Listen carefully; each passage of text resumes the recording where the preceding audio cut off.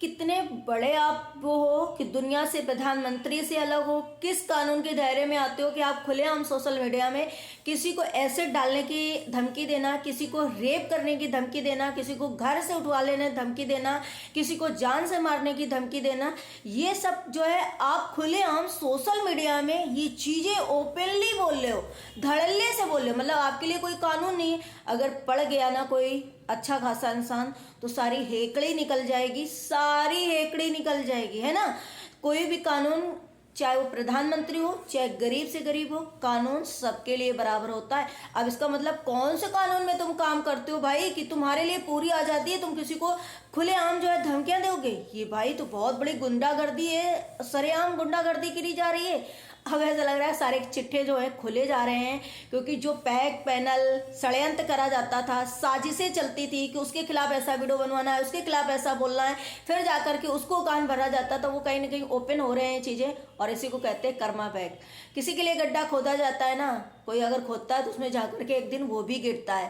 तो ऐसा नहीं कि कानून सिर्फ और सिर्फ आप दूसरे के लिए, आपके लिए नहीं है ना। हेलो फ्रेंड, मैं हूं वंदना, वेलकम कर रही हूँ अपने रिएक्शन वंदना में। कैसे हैं आप लोग? आई हो सभी लोग अच्छे होंगे।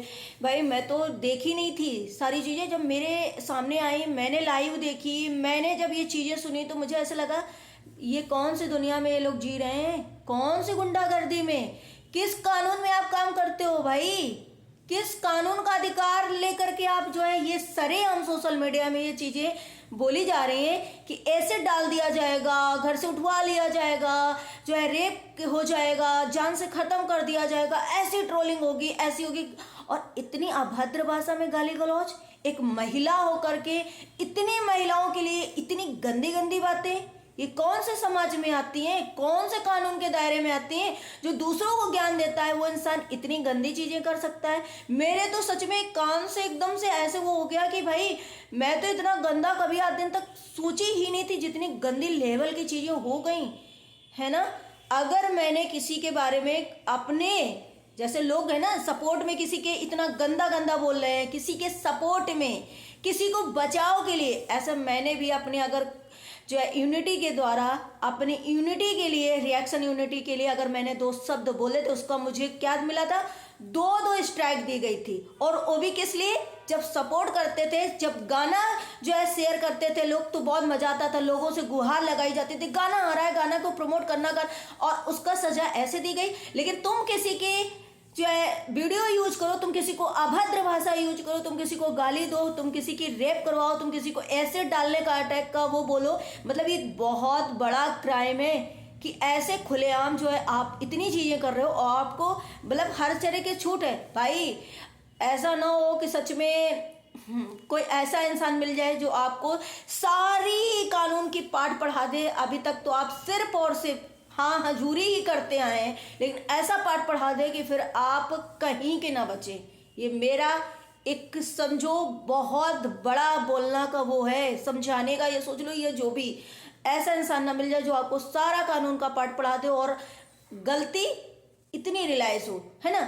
तो उस टाइम पे भाई आपको फिर स्ट्राइक और ये दुनियादारी तो मिलेगी, क्योंकि जैसे दूसरे को दी जा रही है, दूसरे के लिए प्लानिंग करी जा रही है, दूसरे के लिए षड्यंत्र किया जा रहा है, ऐसे नियम तो सबके लिए लागू है।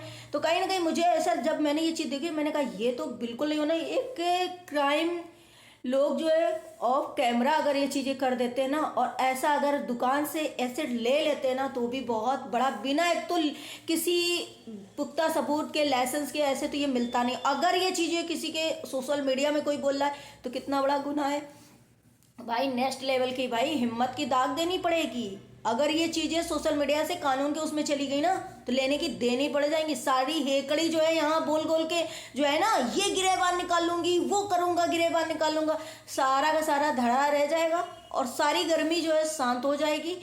तो मुझे ऐसा लग रहा है कि जितने षड्यंत्र पहले होते थे कि उसके बारे में वीडियो बना दो, उसको ऐसा बोल दो, उसके बारे में ऐसी ऐसी चीज़ें कर दो, जानकारी दी जाती थी, फिर वही चीज़ें जो है मतलब इकट्ठा करके रिकॉर्डिंगें, इकट्ठा करके सारी चैट, इकट्ठे करके सारे जो है एक खजाना में रखा जाता है। पहले जो है सभी को प्रोवाइड कराओ, पहले सभी को उकसाओ, किसी के लिए रिएक्शन बनवाओ, फिर वो खजाने रखो, खजाने में ब्लैकमेल करो, हर चीज़ से ब्लैकमेल करो इंसान को कि मैं ऐसा ऐसा करवा दूंगा। कहीं ना कहीं जूली आंटी ने सही किया, सही पूछो सही किया। जब मैंने ये चीज़ें सुनी तो मुझे ऐसा लगा कि यार ये क्या है।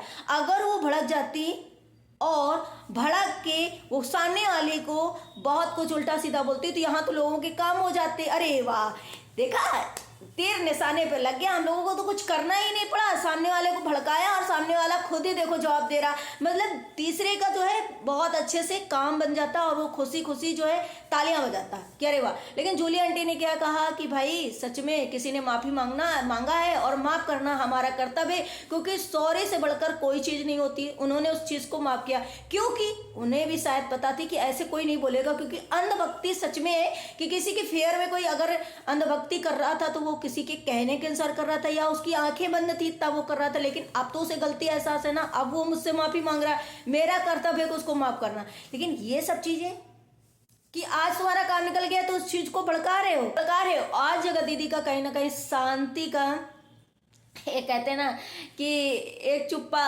सभी को हरा देता है, वही आज जगह दीदी का है कि एक चुप इंसान जो है पूरा उनका कहीं ना कहीं सारा समझो कि समझौता हो गया। सारा समझौता नहीं, पूरा निर्णय भगवान जी कर रहे हैं। जगह दीदी कब से एकदम चुप्पी लगा करके बैठी है, चाहे उनके व्यूज आ रहे हो या ना आ रहे हो, वो चुपचाप बैठी, किसी को ना रिप्लाई देना, ना किसी से भिड़ना, ना किसी के लिए षड्यंत्र करना, ना किसी के लिए प्लानिंग करना, कोई भी नहीं।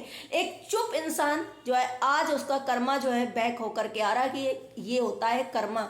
आप किसी के लिए गड्ढा खोद रहे हो कि नहीं इनको स्ट्राइक देना। जब तुम्हारे लिए हजूरी करते थे, जब तुम्हारी मजदूरी करते थे, जब तुम्हारी गुलामी करते थे, तब तुम्हें नहीं एहसास था कि हमारे लिए बहुत प्रोटेक्ट किया है, हमें बहुत सहारा दिया, हमें बहुत बचाया।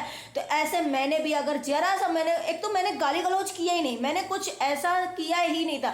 मैं सिर्फ अपनी यूनिटी के साथ थी, उसमें मैंने थोड़ा बहुत, हाँ मैंने ये बोला कि मैं अपनी भाषा थोड़ी सी यूज कर ली थी, लेकिन मैंने कभी आज दिन तक नहीं। और इतनी गंदी लैंग्वेज में जहाँ पे आका माका पढ़ाका जो लोग औरतों का मतलब चोला पहन करके इतनी गंदी भाषा यूज करते हैं, भैया मैं तो जीवन में ऐसे लोगों से सच में कभी ना मिलूं। दूरी पर अब दूरी है मेरे लिए। तो मेरे हिसाब से मेरे साथ जो हुआ था ना बहुत गलत हुआ था, मगर फिर भी मैंने कुछ नहीं कहा। ऊपर वाला मेरा भी हिसाब बहुत जल्दी लेगा और कुछ लोगों से ले भी रहा है, क्योंकि मेरे लिए जो गड्ढा खोदता है वो हमेशा गिरता है। तो आज जगह दीदी की एक चुप्पी ने सबको हरा दिया और सारे के सारे जो है आ रहे हैं, कहीं ना कहीं चिट्टे खुल रहे हैं और सबकी बैंड बज रही, सबके कारनामे आएंगे। और इसीलिए कहते हैं कि कर्मा सबका बैक होकर के आता है। आप किसी के लिए षड्यंत्र करोगे तो क्या आपके लिए नहीं होगा? तो यही हाल हो रहा है और ये जरूर होगा भाई। ज्ञान कितना लोगों ने बचाया है, बहुओं से इनकी पता है कितनी लड़ाइयाँ होती हैं, बहुओं से कितना होता था, लेकिन यही रिएक्शन वाले समझा के एक कराते कि नहीं ऐसा मत बोलो, आपके घर की हैं, आपको ऐसा बोलेंगे। थोड़ी सी समझ वीडियो देख करके आती थी, थोड़ा सा बुरा लगता था, थोड़ा सा जलील होते थे, थोड़ा सा सब चीज़ें मिक्स करके होती थी जब चीज़ें ना, तो ये शांति। आज बहुएं हमारे घर की लक्ष्मी है, क्योंकि बहुएं कमा के पैसे दे रही हैं, क्योंकि बहुओं की वजह से तो ये सारा हो रहा है। तो आज बहुएं घर की लक्ष्मी, दूसरे घर की लक्ष्मी नहीं है, उनको जो है गाली दो, उनके ऊपर ऐसे अटैक करो, उनको रेप करो, उनको घर से उठवाने की धमकी दो, उनको ऐसा करो। ये मतलब तो ये जो है चमचागिरी सिर्फ चमचा वाले अब करेंगे। अब जिनकी आंखें खुल गई हैं वो कोई भी नहीं करने वाला है।